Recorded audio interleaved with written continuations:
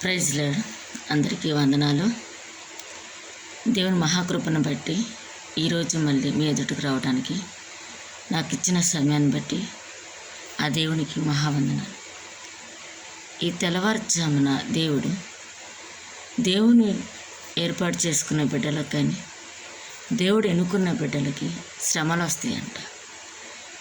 అది కుటుంబ పరంగా అవ్వచ్చు, ఎట్లాంటి అని అవ్వచ్చు. ఆత్మీయంగా ఎదుగుతున్న ప్రతి ఒక్క బిడ్డకి శ్రమలు ఉంటాయి. దావీదుకి ఉన్నాయి శ్రమలు, అబ్రహాముకు ఉన్నాయి, పౌలుకు ఉన్నాయి. శ్రమానుభవం లేనిది శరీరం కష్టపడకపోతే, ఆత్మీయంగా మనం నలగగొట్టబడిపోతే మనము ఎలా ఎదుగుదల వస్తూ ఉంటుంది. మనకి శ్రమలోనే దేవుని ఎదుగుతాం మనం. యోబు ఎంత శ్రమ వచ్చినా దేవుని విడిచిపెట్టలేదు. అనేక దేవుని బిడ్డలు హతసాక్షులుగా మారతారంట. తన మాన ప్రాణాలు కూడా దేవుడికి అర్పించేస్తారు. దేవుడు తను ప్రేమించిన బిడ్డల కంట పరీక్ష పెడతాడంట. యేసయ్య సిలువలో తండ్రి నన్ను ఎందుకు చేయి విడిచితివి అని అడుగుతాడు. అంటే ఆ కుమారుడి పట్ల తండ్రి ప్రేమ లేదా? ఉంది. కానీ ఆ విధంగా ఆ కుమారుడు నలగొట్టబడ్డ ఆ తండ్రికి ఇష్టమైంది. అతను అట్లా నలగొట్టబడటం వలన పరిశుద్ధాత్మ ఆదరణకర్త ఈ భూమి మీదకు వచ్చి అనేక మందిని రక్షించిందంట. శ్రమలోనే దేవుని ఎదుగుతాము, శ్రమలోనే మనము బలవంతులం అవుతామంట. ఆయన కృపలో మనం దాగి ఉండాలంటే, ఆయన ప్రేమలో మనం ఉండాలి అంటే మనం అన్నిటికీ సిద్ధపడి ఉండాలి. కుటుంబ పరంగా వచ్చిన శ్రమలు అవ్వచ్చు, లోకపరంగా వచ్చిన శ్రమలు అవ్వచ్చు, వ్యాధుల పట్ల వచ్చిన శ్రమలు అవ్వచ్చు, అన్నిటిని జయించే వారంగా ఉండాలి. దేవుడు అంటాడు కదా, నాగలి మీద చేయబెట్టిన వెనక్కి తిరిగి చూడకూడదంట. తన సిలువను ఎత్తుకొని ఆయన సిలువ కాడిని మొయ్యాలంట. కానీ మన నిత్య జీవితానికి అర్హులమయ్యామంటే ఆయన ప్రేమలో ఉన్నట్టే మనం, ఆయన కృపలో ఉన్నట్టే మనం.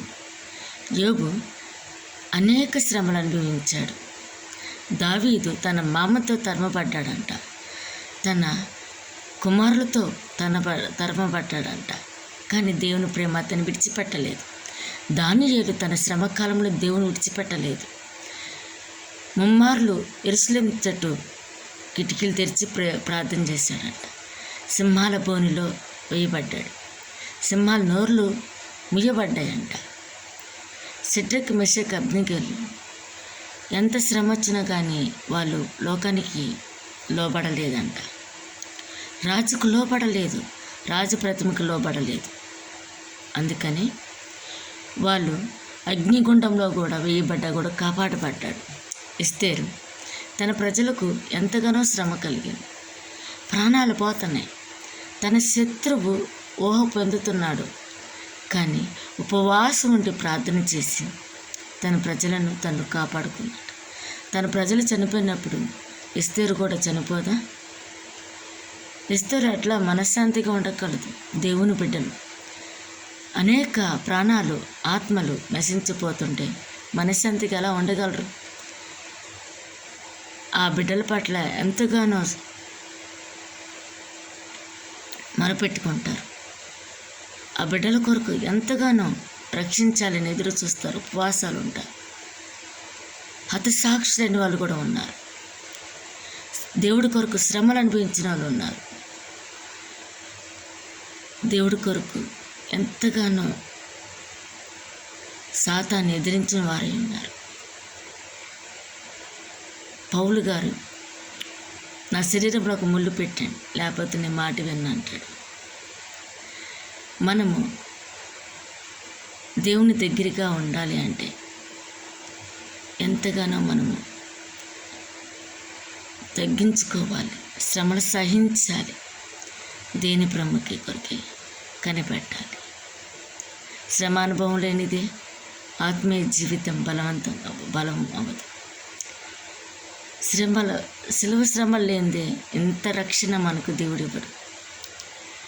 సిలువ శ్రమలు ఆయన బతికున్నప్పుడు కూడా ఎన్నో నిందలు అనుభవించాడు, ఎన్నో అపనిందలు, ఎంతగానో అతను నజరుడైన యేసయ్య మన కొరకు సిలువలో ప్రాణం పెట్టాడు. ఆ పెట్టడం వల్ల మనకు రక్షణ వచ్చింది, మనకి పరలోక రాజ్యానికి దారి ఏర్పడింది. మన కొరకు అక్కడ విజ్ఞాపనకర్తగా ప్రార్థిస్తాడు. అటువంటి జీవితం మనం కావాలి అంటే ఇక్కడ ఆయన మార్గం ఇరుకుగా ఉంటుందంట, విశాలంగా ఉండదు, శ్రమలతో కూడిన జీవితం. అన్నిటికీ సిద్ధపడి ఆయన రాజ్యంకి మనము అనేక ఆత్మలను రక్షించుకొని తీసుకెళ్ళి దేవుడి ఈ వాక్యాన్ని ఈ తెల్లవారుజామున మన వినికిడిలో దీవించి ఆశీర్వదించనుగాక. ఆమేన్. Praise the lord. ఈ వాక్యం కనుక నచ్చితే సబ్స్క్రైబ్ చేయండి, లైక్ చేయండి, షేర్ చేయండి. విలువైన మీ యొక్క సలహాలు ఇవ్వండి, కామెంట్ రూపంలో పెట్టండి. ఎంత శ్రమ వచ్చినా కూడా దేవుని విడిచిపెట్టద్దు. దేవుడు మనకు అప్పచెప్పిన శ్రమను మనం ఆ యొక్క పని విడిచిపెట్టద్దు. ఎంతో నమ్మకం ఉంటే కానీ మనకి ఆ పని అప్పచెప్పడు దేవుడు. ఎంత శ్రమ వచ్చినా, ఎంత శోధన వచ్చినా, ఎంత వేదన వచ్చినా, కరువు వచ్చు, కట్నం రావచ్చు, తిండి లేకపోవచ్చు, పస్తులు ఉండొచ్చు, కానీ దేవుడు ఒకనొక టైంలో మనల్ని హెచ్చింప చేయగల దేవుడు. దేవునికి నమ్మకస్తులముగా ఉండి ఆయన యొక్క సేవలు పరిపూర్ణముగా సేవ చేసి అనేక ఆత్మలను ఆయన చేతికి అప్పగించేవారు ఉండాలి. ప్రార్థిస్తాం. ఆమేన్. Praise the lord.